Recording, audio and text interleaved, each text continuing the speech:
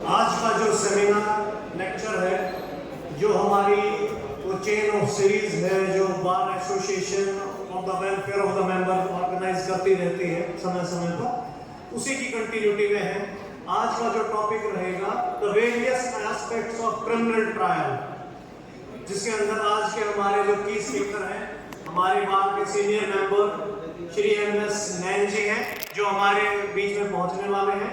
आप सभी साथियों से रिक्वेस्ट है, जो भी साथी आपके संपर्क में हैं उन्हें इस सेमिनार के लिए, इस लेक्चर के लिए बुला लें। ये लेक्चर आप सभी के लिए हमारे बीच में आज के की स्पीकर श्री MS नैन जी हमारे बीच में पहुंच चुके हैं। आप सभी से रिक्वेस्ट है कि तालियों के साथ उनका स्वागत करें। रिस्पेक्टेड प्रेसिडेंट साहब, वाइस प्रेसिडेंट साहब, ट्रेजरर महोदय, most respectful member of our historical bar, आज हमारे बीच में high court bar association Chandigarh के प्रेसिडेंट चौधरी विकास मलिक जी हमारे बीच में है।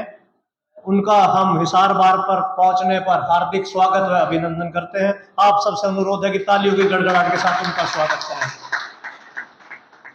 आज का जो सेमिनार लेक्चर है वह हमारे बार के senior member the legend of our bar Shri MS Nain जी द्वारा डिलीवर किया जाएगा। ये आज का जो टॉपिक है वह क्रिमिनल ट्रायल के अंदर जो डिफरेंट एस्पेक्ट्स हैं उसको हमारे बीच में MS नैन जी रखेंगे।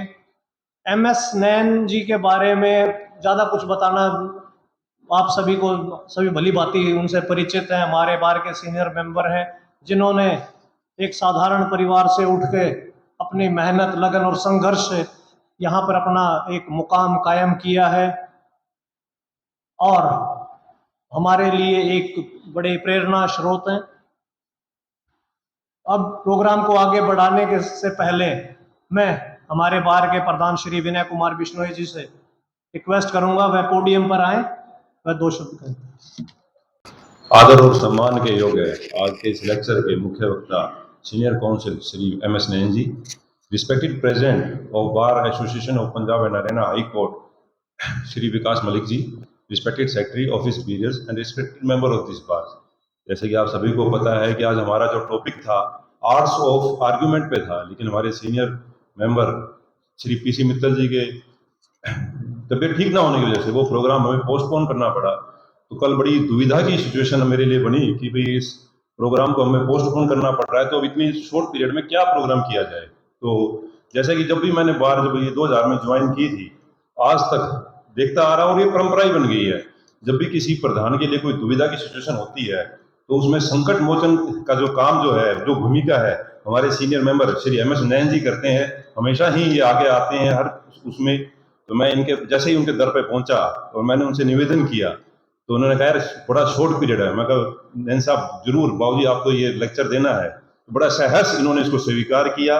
बोला आप मुझे दीजिए, मैं आपको इसको सुबह तक तैयार करके दिखाऊंगा। और आज उनके ट्रायल भी काफी लगे हुए थे, तो मैं उनका बड़े हृदय की गहराई से उनका धन्यवाद करता हूं कि आज हमारे लेक्चर देने के लिए इन्होंने रेडी हुए, और उनका हमारी बार में स्वागत करता हूं। बड़ा सहयोग की बात है कि हमारे साथ आज हमारे बार association of Punjab and Haryana high court के प्रधान श्री विकास मलिक जी भी हमारे बीच में है। मैं बड़े भाई का हमारी बार में पहुंचने पर स्वागत करता हूं और हार्दिक अभिनंदन करता हूं। और इनको भी देखिए, ये भी लेक्चर हमारा अटेंड कर रहे हैं, बहुत खुशी की बात है। और आपके और नैन साहब के बीच में ज्यादा समय ना लेते हुए मैं आपसे विदाई चाहूंगा। धन्यवाद।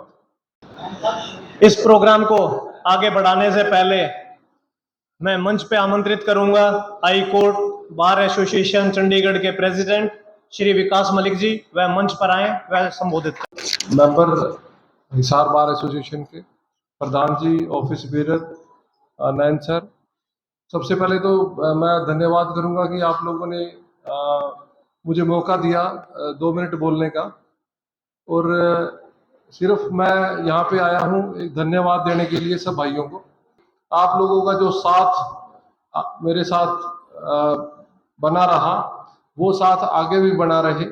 और मेरे लायक कोई भी सेवा हो चंडीगढ़ की, हाई कोर्ट की, तो आपका छोटा भाई समझ के आप मुझे कभी भी, दिन रात कभी भी मुझे आप कोई भी बात बोल सकते हो, कोई भी मेरी ड्यूटी लगा सकते हो। और हमेशा मैं परिवार के मेंबर की तरह हिसार बार एसोसिएशन के साथ भी खड़ा रहूँगा। और मैंने कल ही मेंबरशिप भी ले लिया है हिसार बार एसोसिएशन की, तो अब आप के परिवार का मेंबर हूँ और हमेशा चाहूँगा कि आप लोगों का सर सहयोग आशीर्वाद बना रहे। धन्यवाद। अभी जो विकास मलिक जी ने आपको बताया, इस पे मैं 2 लाइन बताना चाहूंगा। मौजे सर सर से डराता है तू से बेकार, जो टूट चुका है नसीमे सहरी से 100 बार। अब मैं आमंत्रित करूंगा जो हमारे बीच में अपना कीमती समय निकाल के हमारे बीच में आए हैं और हमें गाइडलाइन देने के लिए आए हैं, आपसे दोबारा रिक्वेस्ट है कि तालियों के गड़गड़ाहट के साथ उन्हें मंच पर आमंत्रित करें। मैं आप सबका धन्यवाद करता हूं और आप लोगों के भविष्य के लिए मनोकामना करता हूं कि आपका भविष्य उज्जवल हो और आप इसी तरह इस फील्ड में, हमारा जो एडवोकेसी का फील्ड है, इसमें लगातार उन्नति करते रहें। हाई कोर्ट, सुप्रीम कोर्ट और वेरियस जुडिशल ब्रांचेज में आप अपना स्थान लें, मेरी आपसे मनोकामना है और मैं भगवान से प्रार्थना करता हूँ आप सबको इस तरह की उन्नति या तरक्की मिलेगी। आज कोई स्पेशल प्रोग्राम तो नहीं है, लेकिन मेरे को प्रधान जी ने एक आदेश दिया कि आप, क्योंकि श्री पीसी मित्तल हमारे बीमार हो गए, तो कल ही शाम को मुझे मैसेज मिला। मैंने कहा भी जैसा है थोड़ा बहुत कर देंगे, कोई दिक्कत नहीं, बाकी तो सभी लोग इंटेलिजेंट हैं यहाँ।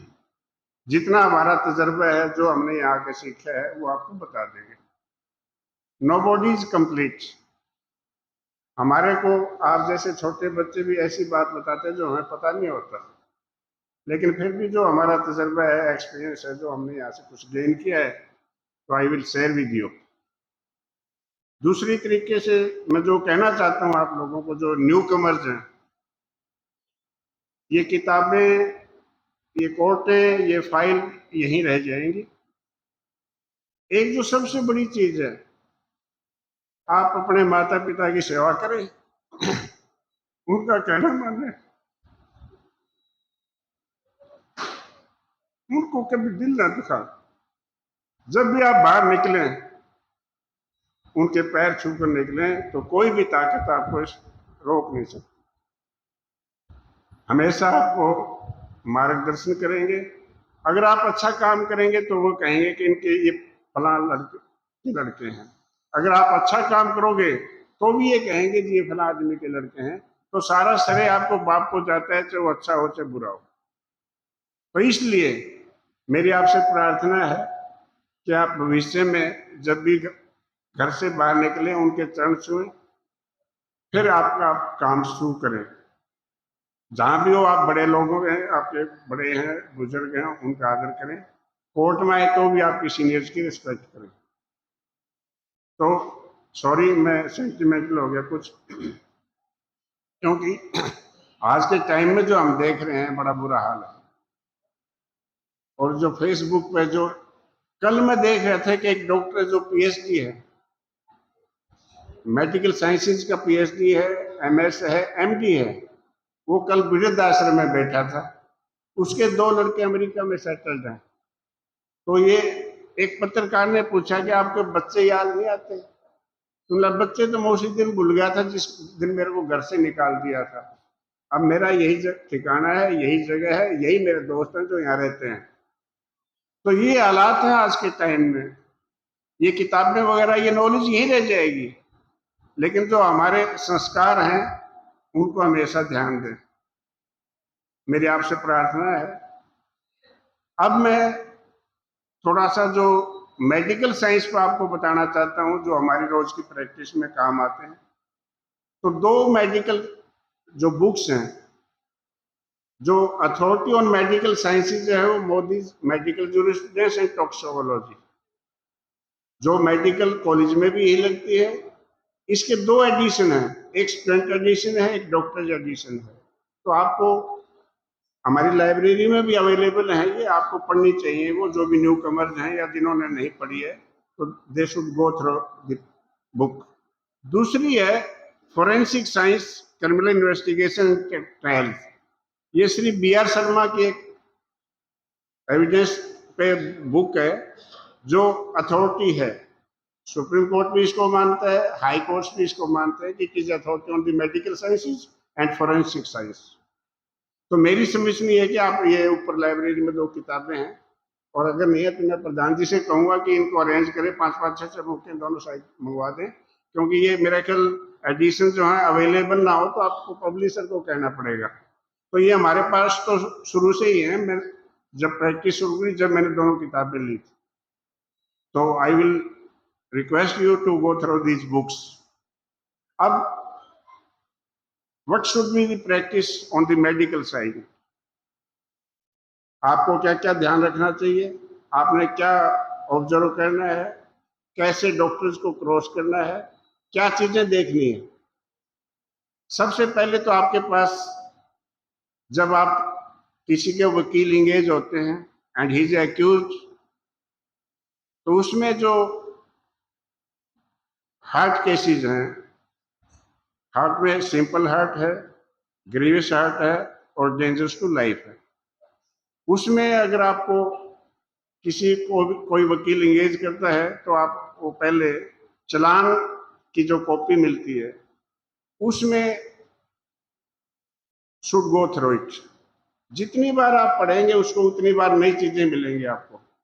पहले 173 की रिपोर्ट है, उसके बाद FIR है, उसके बाद कंप्लेंट है, और फिर नक्शा मौका है, मेडिकल एविडेंस है, MLR है, पोस्टमार्टम रिपोर्ट है अगर डेथ हो गई है।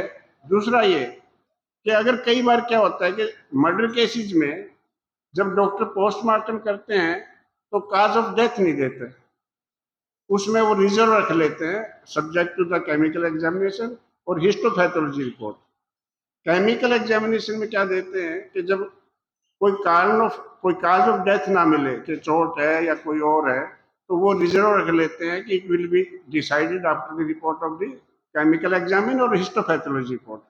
हिस्टोपैथोलॉजी रिपोर्ट में क्या होता है कि कई बार आपके लीवर, लंग्स, किडनी और स्प्लीन जो इंटरनल ऑर्गन्स है, इंटेस्टाइन, ये आपको जो पीसीज लेके आफ्टर पोस्टमार्टम वो आपके लैब में भेजते हैं, मेडिकल कॉलेज या FSL में भेजते हैं। तो वहां से एक रिपोर्ट आती है कि what part was of histopathology, उस पर क्या बीमारी थी, क्योंकि उसमें जो अपेरेंटली तो there was no cause of death, कि इंटरनल कोई ऐसी गड़बड़ तो नहीं, जो स्प्लीन है, किडनी है, लीवर है, उनमें कोई ऐसी गड़बड़ जिससे डेथ हो सकती है, तो वो भी पॉसिबिलिटी डॉक्टर्स रखते हैं। दूसरा ये है कि केमिकल रिपोर्ट कोई पॉइजन तो नहीं दिया गया, उसका भी वो फिर केमिकल एनालिसिस करवाते हैं। उसमें अगर नो कॉमन पॉइजन है, ना कोई हिस्टोपैथोलॉजी रिपोर्ट है, तो कई बार जो चोटें होती हैं उस डॉक्टर ये लिख देते हैं फिर तो डेथ ड्यू टू इंजरीज है, क्योंकि कई बार चोटें तो होती हैं लेकिन अपेरेंट काज ऑफ डेथ नहीं होता, तो इसलिए उसको रिजर्व रख लेते हैं। तो मेरी जो आज तक का जो मैंने सीखा है, तो मल्ली साहब बैठे हैं, मेरे सीनियर हैं and he is more intelligent than me, तो इनको भी सारा पता है। मल्ली साहब देखते हैं, संदीप साहब देखते हैं, PC मित्तल, गोदारा साहब, और जितने भी आप में सीनियर्स हैं, जो भी जिसका प्रैक्टिस है, तो वो थोड़ा सा ध्यान दें इस पे। एक बार जब आप MLR में जाएंगे, MLR देखेंगे, तो उसमें इंजरीज देखो। पहले FIR देखो कि FIR में किस वेपन से चोटें मारी हैं। ब्लंट वेपन है, शार्प एज्ड वेपन है, या कोई फायर आर्म है।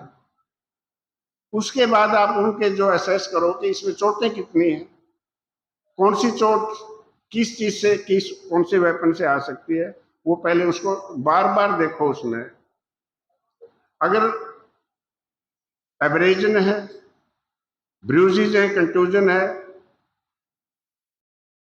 लेसरेटेड वुंड है, तो वो ब्लंट वेपन से आएंगे। अगर इंसाइज्ड वुंड है, पंक्चर्ड वुंड है, इंसाइज्ड वुंड आएंगे किसी शार्प एज्ड वेपन से, चाहे वो कुल्हाड़ी है, चाहे वो गंडासी है, चाहे वो चाकू है, चाहे वो दूसरा वो कोई वेपन है, शार्प एज्ड वेपन है। तीसरा ये कि पंक्चर्ड वुंड, वो अगर आपको थ्रस्ट वाइज किसी पार्ट में उसको अंडर करेंगे तो उसमें वो स्टैब वुंड आएगा, उसमें दोनों किनारे पंक्चर हो जाएंगे, उसके जैसे पंक्चर नहीं होता ट्यूब में, तो that is the punctured wound. जो किसी के घुसेड़ने से या पेरिसिंग से आता है तो उसको पंक्चर्ड वुंड बोलते हैं। तो इंजरीज कितने टाइप की हैं? पहले हैं एब्रेजन्स, जो घसीटने से, चोटों से आ सकते हैं, दीज आर सुपरफिशियल इंजरीज। दूसरी है ब्रूजेज, कंट्यूजन जिनको बोलते हैं। ब्रूजेज आते हैं by the blow of A blunt weapon, या किसी के गिरने से, इस तरह से जो चोटें आती हैं जिनको नील बोलते हैं हम, कि नील पड़े हुए हैं, उनको ब्रूजेज और कंट्यूजन्स बोलते हैं। उनकी भी एक हिस्ट्री है, कंट्यूजन्स और ब्रूजेज की भी, एब्रेजन्स की भी। ब्रूजेज की एज कैसे आप एस्टेब्लिश कर सकते हो? उनका जो कलर चेंज है उससे आप ये अंदाजा लगा सकते हो कि ये चोट कितनी पुरानी हो सकती है।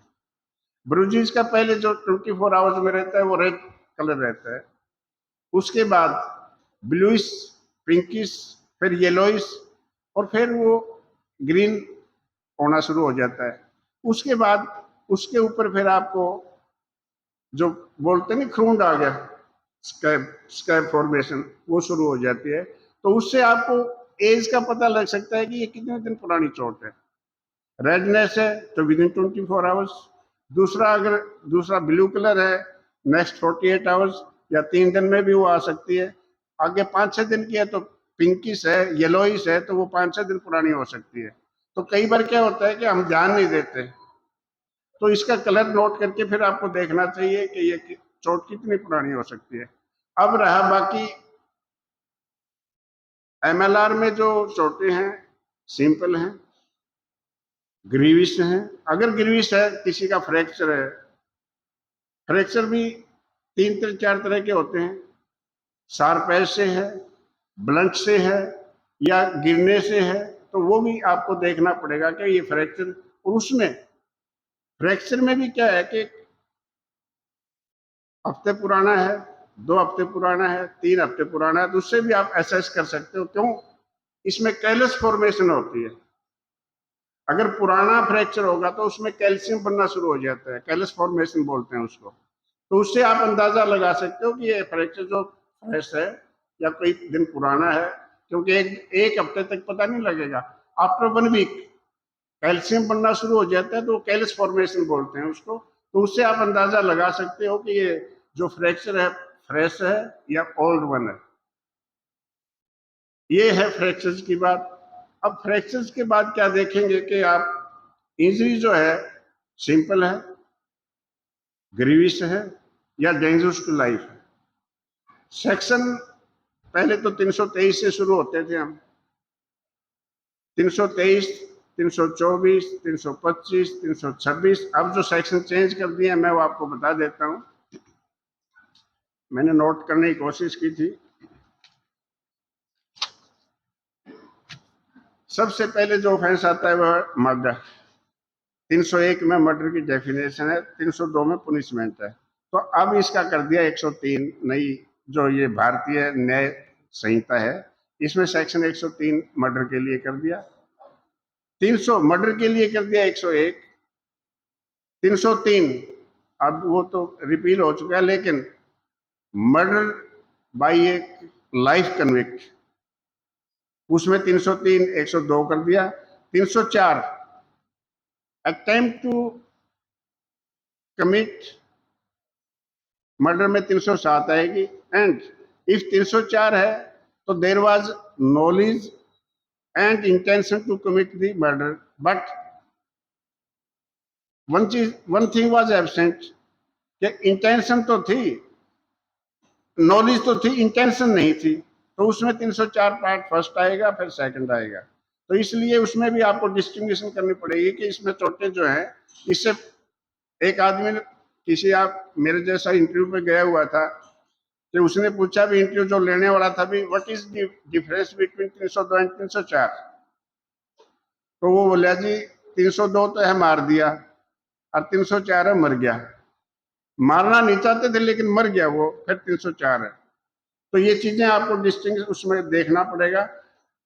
304A death by negligence, accidental cases होते हैं, इसमें जो डेथ बाय नेग्लिजेंस है इसके साथ 336, 337 और 338 और हैं। 336 इंडेंजरिंग ह्यूमन लाइफ, 337 है सिंपल चोटें और attempt to commit this endangering life of the public, वो 337 और ग्रीवियस इंजरी है तो 338। तो वो ड्यूरिंग एक्सीडेंट अगर ये चोटें लग जाती है नेग्लिजेंस रैश ड्राइविंग में तो ये ऑफेंसेस लगते हैं। तो उसमें भी आपने ये देखना पड़ेगा कि कितनी चोटें हैं। 304 डेथ तो नहीं हुई लेकिन चोटें हैं, तो 279, 337, 338 में कई बार ट्रायल चलती है तो उसमें भी आपको चोटें देखनी पड़ेंगी। अब रहा बाकी डेंजरस टू लाइफ। अब डॉक्टर्स क्या करते हैं कि किसी चोट को अगर उन्होंने डिफाइन करना हो कि it is a grievous injury और डेंजरस टू लाइफ, इसमें भी फर्क है। तो डेंजरस टू लाइफ तो ये है कि जिससे डेथ हो सकती थी, लेकिन जो ऑनरेबल सुप्रीम कोर्ट ये कहता है कि उसका जो स्पेसिफिक वो होना चाहिए कि the injury was sufficient to cause death in ordinary course of nature if not treated in time। जो स्पेशल जो 307 की जो लैंग्वेज है वो तो है ये, लेकिन अब कोर्स इस पर ध्यान नहीं देती। मैं कल ही एक आर्गूमेंट कर रहा था, उसमें क्या लिखा हुआ था, could be dangerous to life, can be dangerous to life, the possibility of death can not be ruled out, meaning thereby it was not confirm कि डेथ हो सकती थी। तो जो 2012 की ऑनरेबल सुप्रीम कोर्ट की अथॉरिटी है 307, what is when the offence 307 is made out, उसमें ये लैंग्वेज होनी चाहिए कि death was possible without treatment in time. तो क्या लिखे, जैसे 302 में जो पोस्टमार्टम करते हैं लास्ट में नहीं लिखते हैं the injuries were antemortem in nature and were sufficient to cause death. तो उसमें जब हम ध्यान देते हैं तो उसमें ये लिखा जाता है कि जो इंजरीज हैं वो सफिशिएंट टू कॉज डेथ है, तो इसलिए क्योंकि 307 में अटेम्प्ट टू कमिट मर्डर है, तो उसमें जो लैंग्वेज देते हैं ऑनरेबल सुप्रीम कोर्ट में कहा है कि the language should be this injury was sufficient to cause death in ordinary course of nature if not treated in time. अगर उसको मेडिकल एड टाइम पे मिल जाती है, वो बच जाता है, तो 307 लगेगी। अदरवाइज कई बार तो पैर पे चोट होती है और 307 लगा देते हैं। जहां भी पुलिस के जितने झगड़े होते हैं चोट 307 की नहीं है, वाइटल पार्ट पे नहीं है, लेकिन पुलिस वाले जो है अपने हिसाब से वो 307 बना देते हैं। लेकिन उसके बाद कोर्ट भी तो नहीं छोड़ती, हम आर्गूमेंट भी करते हैं कि 307 नहीं बनती इसमें, लेकिन वो कहते हैं नहीं जी आगे देखा जाएगा, ट्रायल पर चार्ज भी नहीं छेड़ते हम। तो एक चीज हाई टाइम के हमें देखना चाहिए कि इसमें 307 बनेगा या नहीं बनेगा। अब रहेगी पोस्टमार्टम। आदमी की जब डेथ हो जाती है तो उसमें उसके बाद पोस्टमार्टम किया जाता है। पोस्टमार्टम में जब डॉक्टर्स उसको चीरा फाड़ करते हैं तो उसमें इंटरनल ऑर्गन्स देखते हैं, उसके चोटें देखते हैं उसके। कई बार क्या होता है कि डेथ ड्यू टू इंजरीज है, वो अगर आ जाए कि उससे वाइटल पार्ट्स कोई डैमेज है या कोई इंटरनल ऑर्गन जो है डैमेज है, या उससे तो डॉक्टर साहब लिख देते हैं कि these injuries were sufficient to cause death. अगर उसमें कोई ऐसा कारण नहीं मिलता कि डेथ तो है लेकिन there is no apparent cause of death के इंजरीज की वजह से हुई है, फिर उसमें क्या आते हैं एस्फिक्सिया। एस्फिक्सिया तो पॉइजन से भी हो सकता है, दम घुटने से भी हो सकता है, स्ट्रैंगुलेशन से भी हो सकता है, हैंगिंग से भी हो सकता है। जितने भी ये जो स्लीपिंग टेबलेट से मरते हैं या सल्फास से मरते हैं उसमें ब्रीदिंग सिस्टम ब्लॉक हो जाता है, that is called asphyxia, blockage of A respiratory system in internal. तो उसको देखने के लिए फिर ये डॉक्टर साहब उसको केमिकल एग्जामिनर जो इंटरनल ऑर्गन्स हैं उनका विसरा लेके वो केमिकल उसके लिए भेजते हैं, उसमें फिर ये काज ऑफ डेथ के जी पॉइजन है या कोई इंसेक्टिसाइड है या कोई पेस्टिसाइड है, तो उसके देखने के बाद फिर ये अंदाजा लगा सकता है कि what was the cause of death. उसमें फिर वो एफएसएल की रिपोर्ट आती है। उसके लिए भी आपको देखना पड़ेगा कि, क्योंकि कई बार क्या हुआ, एक बार हमने केस किया था यहाँ, उसमें the death was due to sulphas. Deceased was mother of two witnesses. One was daughter and one was son, aged about 15 or 16 years. Accused was husband. Death was inside the house. तो उसमें जो evidence आई, उस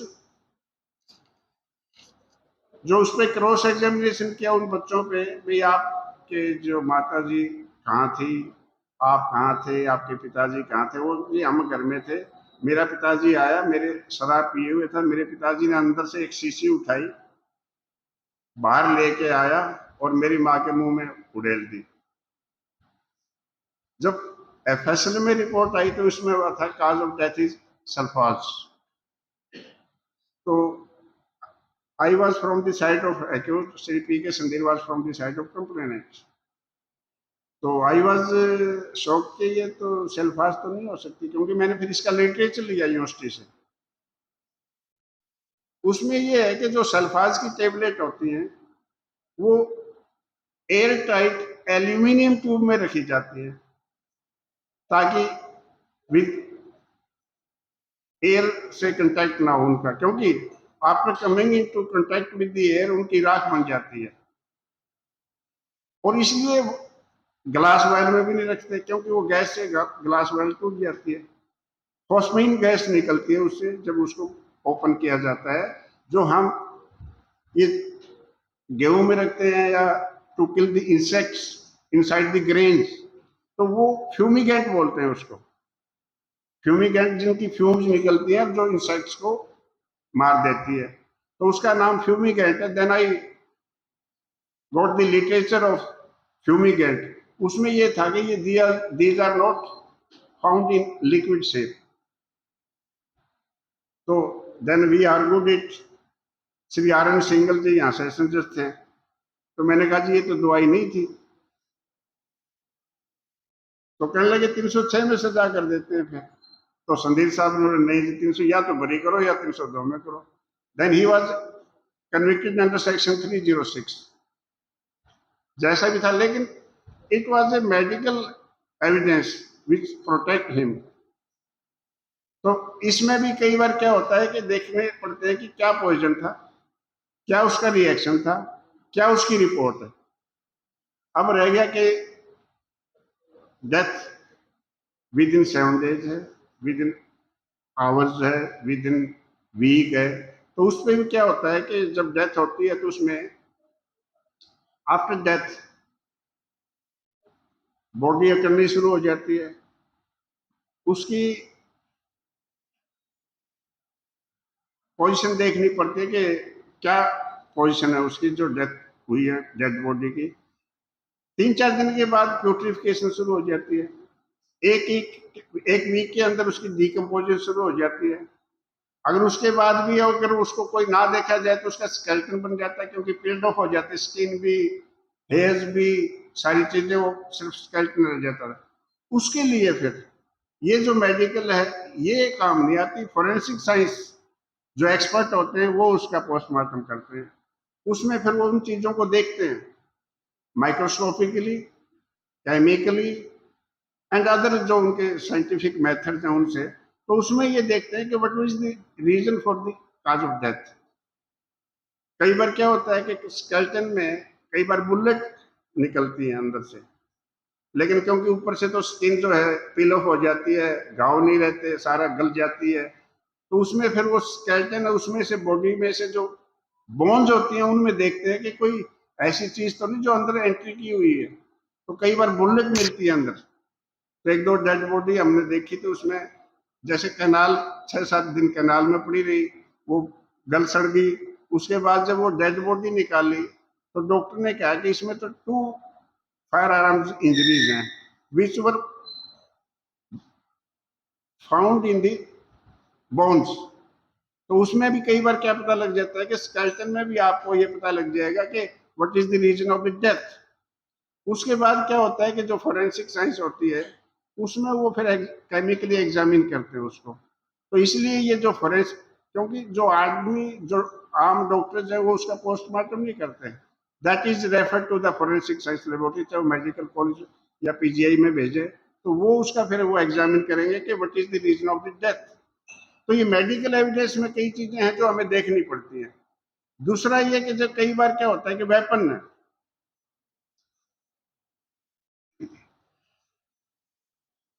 death due to blunt weapons, but जो FIR में आके जी इन्होंने, इनके पास rod थी, इनके पास हॉकी थी, इनके पास डंडे थे, इन्होंने चोटें मारी और इसकी डेथ हो गई, लेकिन जब उसका पोस्टमार्टम करते हैं तो उसमें कोई फायर आर्म इंजरीज मिलती है या कोई कटे हुए जब अंदर से कोई बोन्स कटी हुई है तो वो मिलती हैं। तो उसमें भी ये पॉसिबिलिटी होती है कि the eye witnesses are not truthful witnesses, क्योंकि उन्होंने ये देखा ही नहीं कि इन्होंने डंडे मारे या कोई ऐसी नुकीली चोट मारी या कोई ऐसी इंसाइज वेपन से ये चोटें ली है। तो उसमें भी कई बार आई विटनेसेस को कोर्ट है डिसबिलीव कर देते हैं।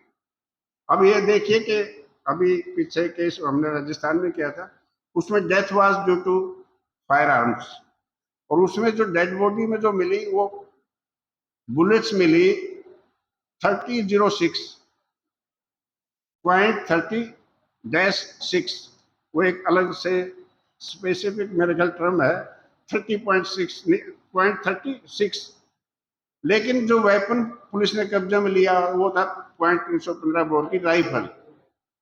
तो डॉक्टर ने ये कह दिया भी ये जो बुलेट्स चली हैं जो इनके अंदर से मिली हैं ये इस वेपन से नहीं चली, and he was acquitted by the court. तो इस तरह से कई बार क्या होती है कि जो आई विटनेसेस होते हैं जो बन जाते हैं या इंट्रोड्यूस्ड होते हैं उनको ये नहीं पता होता है कि इन्होंने चोटें कैसे मारी है, फायर आर्म से है, वो तो ये लिख जाते हैं कि खून मिला, हाँ ये चोटें मारी थी और मर गया। उसके बाद जो पोस्टमार्टम होता है उसमें डॉक्टर्स या जो साइंटिफिक ऑफिसर्स हैं वो बताते हैं कि what was the reason for death. उसके बाद फिर ये जो ट्रायल आती है आप उसमें देखते हो। तो मैं इसलिए आपको ये कह रहा था कि आपको जो पोस्टमार्टम रिपोर्ट है वो अच्छे से पढ़नी चाहिए उसमें, क्योंकि कई बार मेडिकल टर्म्स हैं जो हमारे को कई बार समझ में नहीं आती, तो उसको बार बार पढ़ोगे। एक मेडिकल डिक्शनरी आती है, आप उससे कंसल्ट करो कि भी ये जो टर्म आई है इसका क्या मतलब है, अगर ये टर्म है तो इसका क्या मतलब। तो कई बार आपको, क्योंकि हमें भी नहीं पता होता, तो we also consult the medical dictionary, क्योंकि मेडिकल टर्म्स हैं, it is a wide subject, हमें भी नहीं पता होता। और इसी चीज के लिए भी डॉक्टर को जब मना किया कि आप ओरली एविडेंस नहीं दोगे, कोर्ट में एफिडेविट दोगे। 2008 में क्या हुआ था, ओम प्रकाश ओवैसी स्टेट ऑफ हरियाणा में, जो डॉक्टर ने जो वहां कोर्ट में एविडेंस दी थी उसमें जो स्पेलिंग्स थी वो मिस्टेक थी, या उनकी जो अच्छी तरह से नहीं लिखी गई थी जो मेडिकल टर्म्स थी, तो उन्होंने गलत इंटरप्रिटेशन करके और उसको कन्विक्शन कर दी थी।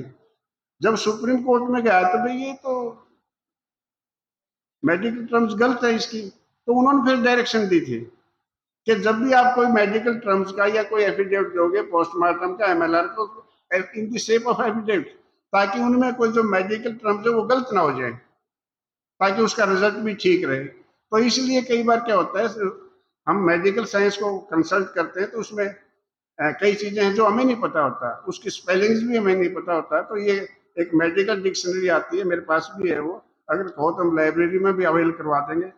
वो श्री आनंदर जी दिल्ली में जो नुक्कड़ पे नहीं किताबें लगाते, कई दफा पुरानी किताबें बेचते हैं, तो वहां से 40 रुपए में लेके आया था, इतनी बड़ी लाइब्रेरी है वो डिक्शनरी है। तो इट इज वेरी हेल्पफुल, बहुत दफा देखते हैं हम। तो अगर अवेलेबल है तो हम यहाँ भी मंगवा देंगे उसको, आप you can also consult it. तो उसमें भी कई बार मेडिकल टर्म्स आप देख सकते हो कि भी इसका जो डॉक्टर ने लिखा है what is the meaning of it. अब रह गया कि जो मेडिकल टर्म्स है हमारी, विसरा केमिकल एग्जामिनर की रिपोर्ट,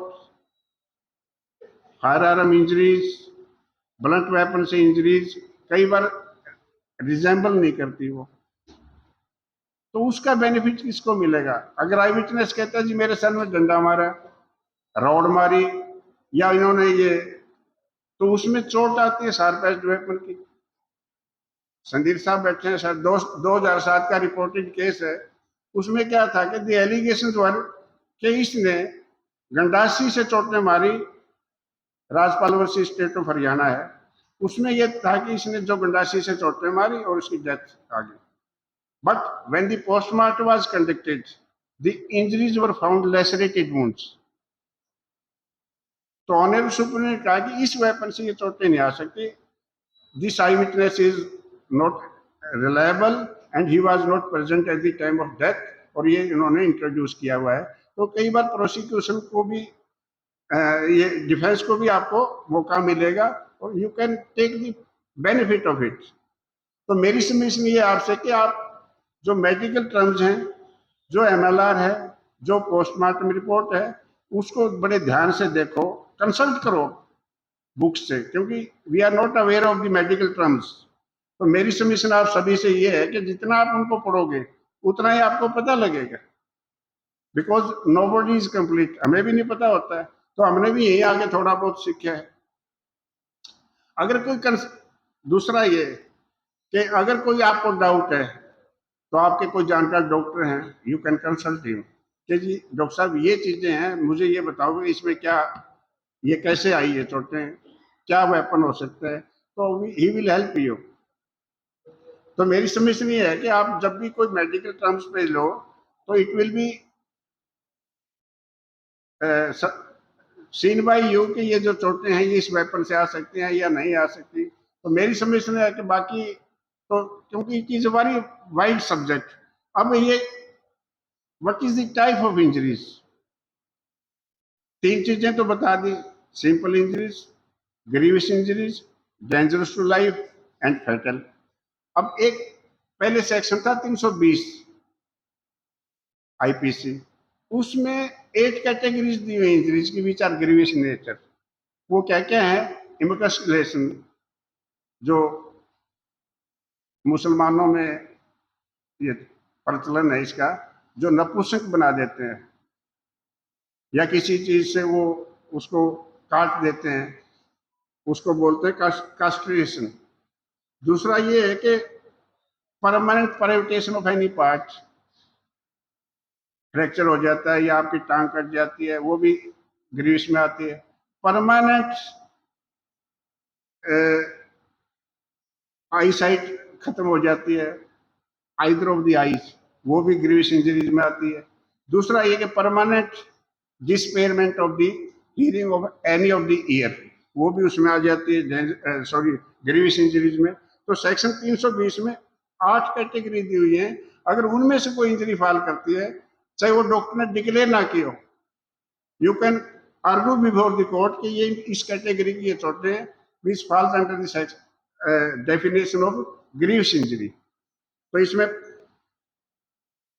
एक चीज और है, इसमें अगर आपके पास आपको चोटें लगी हुई हैं और 20 दिन तक आप हॉस्पिटल में एडमिट रहते हैं and you are suffering from pain, you can not able to perform your daily pursuits, और 20 दिन तक दाखिल है, तो वो डॉक्टर की रिपोर्ट चाहिएगी उसमें कि he remained admitted for 20 days and he was suffering from pain during this period and he was not able to perform his daily pursuits. तो वो भी जो इंजरी है under the definition of grievous injury आ जाती है। तो मैं जितना आपको बता सकता था मैंने आपको बता दिया। इधर आ जाओ भाई सर, माइक दे।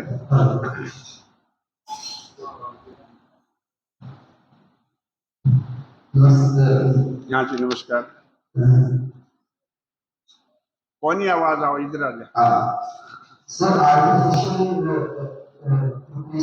रिप्लेसमेंट आवाज आवाज नहीं सुन रही बेटे, आप इधर आ जाओ, कोई बात नहीं, आ जाओ आप प्लीज, आप आ जाओ आ जाओ आ जाओ आ जाओ आ जाओ, आप मेरे पास आ जाओ। हाँ क्या पूछना चाहते थे ना, वैसे बता दे। Sir, artificial hip replacements and knee replacements are common these days. Sir, there is a real dislocation of that, so that injury would be a grievous or simple. That is not a permanent part. Yes. अगर वो अलग भी हो जाता है तो उसका स्क्रोलोज हो जाता है। तो इनमें जो इंजरीज की डेफिनेशन दी है वो permanent privation of any part of the body, जैसे लेग्स हैं आपके, हाथ हैं आपके, या दूसरा ईयर है आपके, तीसरा जो आईज हैं आपकी, इनमें से कोई वो हो जाती है ना impairment, then it is counted as grievous injury. क्योंकि आपका जैसे आप कई बार आर्टिफिशियल लेग नहीं लगाते अपन, वो कई बार निकल भी जाती है, हाथ भी लगाते हैं। तो मोस्टली तो जो टेम्परेरी जो हमारी वो है लेग्स और हैंड्स में ही आते हैं, और तो कोई ऐसा पार्ट नहीं है। अभी आगे हाथ लगने लग जाएंगे, हाथ भी लगने लग जाएंगे और दिल भी लगने जाएंगे, चिंता ना करो आप। इतनी हमारी साइंस एडवांस हो चुकी है। क्योंकि अभी पीछे यहाँ का हिसार की थी या दिल्ली की थी, उन्होंने हार्ट ही चेंज कर दिया, लंग्स भी चेंज कर दिए। तो सारी किडनी का तो पहले से ही है, किडनी तो स्कैम भी चला है। तो मेरी समझ नहीं है जनाब कि आगे आगे साइंस इतनी अपनी एडवांस हो रही है कि एवरी स्पेयर पार्ट्स भी मिलने लग जाएंगे, कोई ऐसी बात नहीं है। सर मेरा कभी कभी आप पे एक सवाल है, sir how to cross examination the doctor, उसमें थोड़ा सा हाँ जी, हाँ जी, मैं बता दूँ।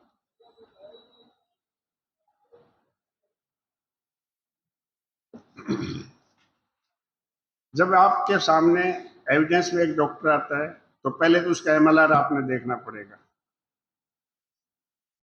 कई बार क्या होता है, duration of injuries, duration of injuries देखने के लिए उसमें पीछे 2 कॉलम है, the time between death and injury, the time between the postmortem and injury.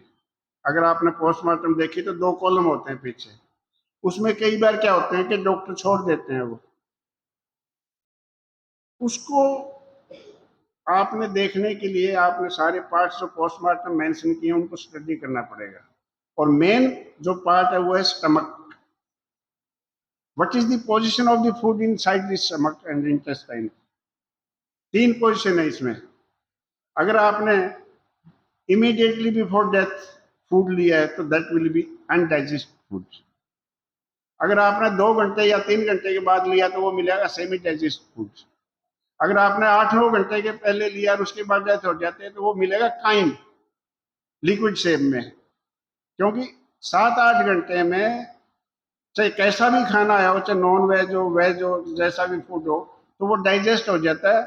With in 8 hours the food which was taken by you will leave the stomach and intestine, it will go in the large intestine near for, क्या बोलते हैं उसको, आप रफा हजत के लिए चला जाता है नीचे। तो मेरी समझ नहीं है जनाब कि आपने टाइम असेस करने के लिए डॉक्टर को पूछना चाहिए कि जी इसकी डेथ कितने बजे हो जाती है।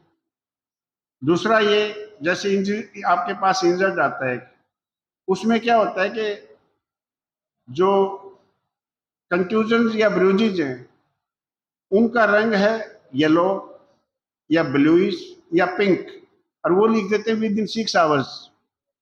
तो आप उसको क्रॉस एग्जामिनेशन करो, डॉक्टर साहब इसमें पोजीशन तो ये है कि जो कंट्यूजन है विद इन 24 आवर्स तो रहता है रेड, उसके बाद हो जाता है ब्लूइश ब्लैक, उसके बाद हो जाता है पिंकिश, उसके बाद हो जाता है येलोइश। तो इसमें ड्यूरेशन 6 आवर कैसे लिख दिया आपने, यू कैन क्रॉस एग्जामिन। दूसरा ये कि जब आपके पास पेशेंट आता है, ब्लडिंग है उसके इंजरी से, अगर वो क्लोटेड ब्लड है तो 6 घंटे भी हो सकते हैं, 5 घंटे भी हो सकते हैं, 4 घंटे भी हो सकते हैं। अगर फ्रेश ब्लीडिंग है, फ्रेश ब्लीडिंग रहती है सिर्फ 15-20 मिनट के लिए। कई बार डॉक्टर क्या कर देते हैं, there was fresh bleeding in the injury. Fresh bleeding अगर उस पर खून आ रहा है तो वो होती है 15-20 मिनट के अंदर, फिर उसके बाद क्लोटिंग शुरू हो जाती है ब्लड की। तो उसके बाद आप उसको क्रॉस कर सकते हो कि इसमें आपको क्रॉस करते वक्त ये देखो कि उसमें आपने जब इंजरीज को एग्जामिन किया वहां ब्लड जो फ्रेश इंजरी फ्रेश ब्लीडिंग थी या क्लोटेड ब्लड था या था ही नहीं। इसी तरह फायर आर्म्स में, फायर आर्म्स में क्या होती है, जब 12 बोर की कोई आदमी गोली मारता है तो उसमें होते हैं पैलेट्स। अगर वो बुलेट है, राइफल बुलेट है, तो वो घूम के जाती है बाहर, तो उसकी जो स्पाइल्स होते हैं बैरल में, उसके ग्रूव्स आ जाएंगे ऊपर। अभी एक केस हमने देखा, उसमें the allegation of the police work के एक लड़के ने अपने फादर को मार दिया विद पिस्टल, लाइसेंस पिस्टल था। But when the FSL report आई, बैलिस्टिक रिपोर्ट आई, उसमें लिख दिया कि one of the cartridges was fired from this pistol, but other bullet and one empty cartridge were fired from a country made pistol. Two weapons were used. तो उसमें मैंने फिर डॉक्टर साहब से पूछा कि इसमें कैसे हो सकता है, तो उन्होंने जी इसमें एक फर्क है, जो नॉन स्टैंडर्ड मैन्युफैक्चरिंग है ना वेपन्स, उनमें ग्रूज नहीं होते, वो सीधा निकालेंगे उसको, चाहे वो 12 बोर का है, चाहे 15 बोर का है, चाहे 315 का है, चाहे 32 का है। जो स्टैंडर्ड मैन्युफैक्चरिंग कंपनी से है उसमें ग्रूज होते हैं बैरल में, उसको वेलोसिटी बढ़ाने के लिए, उनका जो रेंज बढ़ाने के लिए। तो इसलिए उससे पता लग जाता है कि ये जो बुलेट है ये कौन से वेपन से चली है। दूसरा ये कि आप जैसे गोली लगी, पैलेट्स हैं, वो कितनी दूर से मारी है। आप क्रॉस, मैं ये क्रॉस एग्जामिनेशन के बता रहा हूँ आपको, आप you can cross examine the doctor कि डॉक्टर साहब इसमें कितनी दूर से गोली चली थी। वो कई बार क्या जवाब देते हैं, I am not a ballistic expert, but you have conducted the medical report. उसमें क्या होता है, इंजरी जब देखेंगे आप, अगर वो नियर से है, बिल्कुल ही 8 इंच से है, तो स्कॉर्चिंग मिलेगी उसमें। स्कॉर्चिंग का मतलब जली हुई चमड़ी मिलेगी। दूसरा, अगर विद इन 2-3 फीट है तो उसमें ब्लैकनिंग और टैटूइंग मिलेगी। टैटूइंग का मतलब जैसे टैटू नहीं खिंगाते अपने, वो चमड़ी जो है उससे जो गन पाउडर होता है वो अंदर घुस जाता है। पहले अगर आपने गांव में देखा हो, हमने तो देखे कि पहले पैरों पे या हाथों पे खिनाते थे, वो मेले में भी खिनाते थे। उसमें क्या करते हैं कि वो जो ब्लैंक इंक है ना, वो उस मशीन से उसमें भर देते थे, वो फिर उसकी परमानेंट वो बन जाते थे। तो इसी तरह जो बुलेट है वो जब अंदर जाएंगे वो बारूद छोड़ेंगे स्किन के अंदर, तो वो टैटूइंग बोलते हैं उसको, वो मिलेगी 2-3 फुट से। अगर उससे 5-6 फुट से मिली है तो उसमें आपको ये साइंस नहीं मिलेंगे। तो you can cross examine the doctors कि जी ये इसमें क्या क्या सिम्टम्स थे इंजरी के। इस पॉइंट पे आप ये अंदाजा लगा सकते हो। अगर कोई कहता है जी इसने 7 भिड़ के चोट मारी थी, तो वो उससे रूल आउट हो सकती है। हाँ जी भाई,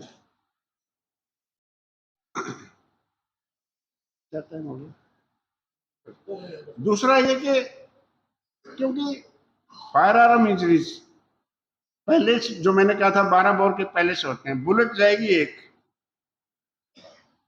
और पैलेट्स निकलेंगे, उसमें जितने भी, अगर वो नॉन स्टैंडर्ड मैन्युफैक्चरिंग उसमें कील भर देते हैं, और जो स्टैंडर्ड मैन्युफैक्चर उसमें होते हैं छोटे छोटे पैलेट्स, जो एयर गन से नहीं चलाते, वो होते हैं उसके अंदर। वो अगर नजदीक से है तो मोस्ट ऑफ द जो पैलेट्स हैं that will enter the body. अगर दूर से हैं तो उनमें से 2 लगे 3 लगे डिस्टेंस हो जाएगी। अगर कॉन्टैक्ट करके हो तो एन मास एंट्री होगी उनकी पैलेट्स की आपके शरीर में। जैसे गन लगा के या बिल्कुल नजदीक से लगा दिया तो, क्योंकि डिस्पर्स तो होंगे नहीं, वो सीधे सारी एंट्री करेंगे इन मास, तो उससे पता लग जाता है कि कितनी दूर से फायर किया है। तो you can cross examine the doctor कि इसमें कितने पैलेट्स बॉडी में मिले, कितने दूसरे और कई बॉडी पर लगे हुए थे, कितनी दूर से हो सकते हैं। तो you can cross examine the doctor. इसके अलावा किसी नंबर का कोई सवाल है तो हमारे बाकी ये है कि मैं एक सबमिशन और करूंगा, इट इज नॉट सफिशिएंट एक पेज में सारी चीज बता दें। तो अगर आप मुझे इजाजत दोगे in future also I will be available, क्योंकि it is very wide subject. ये एक पीरियड में सारा क्रॉस एग्जामिनर सारा ये नहीं हो सकता। हमने तो 46 साल लग गए ये सीखते सीखते तो एक पीरियड में कैसे सीख सकते हैं हम।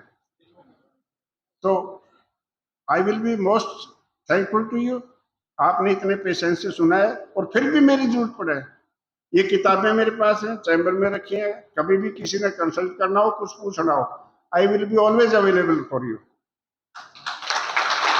हाँ तो ये बताओ, बता दो मुझे कि जो जैसे नहीं कोई बात नहीं, ना वैसे बहुत तेज आवाज है।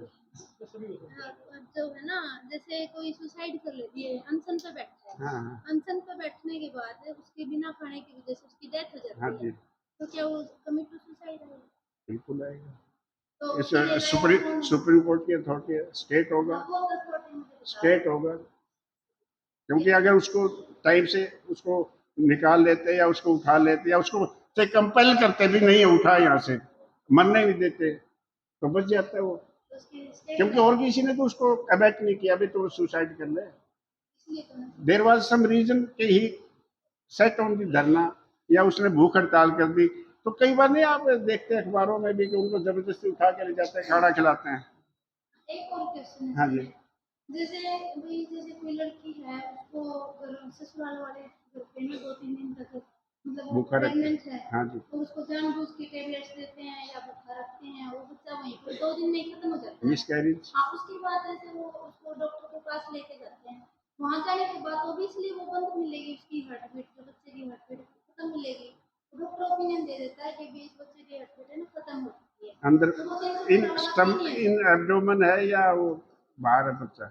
नहीं, वो एक महीना 2 महीना 3 महीने की जैसे प्रेग्नेंट होती है कोई अच्छा, लेडी, तो उसके बाद जो मतलब हस्बैंड या पेरेंट जो मैट्रिमोनियल जो फैमिली है उसकी वजह से वो बच्चा खत्म हो जाता है, जानबूझ के वो 2 दिन 3 दिन की डिले करते हैं या फिर कोई 1-2 मतलब टेबलेट्स वगैरह दे देते हैं। तो जब वो हॉस्पिटल में जाते हैं ना उस टाइम तो ऑब्वियसली कि उसकी हार्ट बीट खत्म मिलेगी, तो डॉक्टर ओपिनियन देंगे कि इसकी हार्ट बीट खत्म थी। उसमें देखो, उसमें तो मैं समझिए आपकी बात। उसमें उस लड़की का मेडिकल एग्जामिनेशन होगा, उसका ब्लड यूरिन टेस्ट किए जाएंगे। उसमें अगर कोई ऐसे एनालिसिस में आ जाता है कि इसको ये मेडिसिन दी गई है, और उस बच्चे पे भी जब उसका पोस्टमार्टम करेंगे तो उसमें मिलेगा। मेडिसिन दी हो जब तो मिल जाएगा बाबू जी, हैं? कई बार मेडिसिन नहीं दी होती, वैसे मार पिटाई करी या पीट तो वो दिया इंजरीज या मिले, इंजरीज मिलेंगे। तो ऐसा मतलब डॉक्टर तो नहीं लिखते हैं। नहीं लिखते तो मैं जब 4-5 बार अब मेरे तो हाथ में नहीं, मैं लिखवा दूंगा। फिर आप उनसे कहो भी आप ये जो भी जो अक्रेस है वो तो लिखो, क्योंकि देखो आपके बड़े अच्छे सवाल है ये। लेकिन कई बार क्या होता है, सर्कमस्टेंसेस ऐसे होते हैं कि हम उनको वो नहीं कर सकते। अब जैसे हॉस्पिटल में जाओगे, वहां आप चेक करवाओगे, उसमें कोई मेडिसिन दी हुई है, तो ये नहीं है कि मेडिसिन खाली दे दी। उस बच्ची के अंदर कुछ न कुछ उसका तो कंटेंट्स तो मिलेंगे। जब आप टेस्ट करोगे, उसके एनालिसिस करोगे, उसका एफएसएल में भेजोगे, उसके केमिकल एग्जामिनेशन में कराओगे, तो मान देर लो फर्क दिया 2-3 दिन उसका तो कुछ भी नहीं मिलेगा। ब्लड यूरिन में तो मिलता है बेटे। दूसरा मिलता है। देखो अब क्या करें इन चीजों का, तो आपको इसका सवाल मुझे भी नहीं मिला बाकी। Thank you. Thank you sir.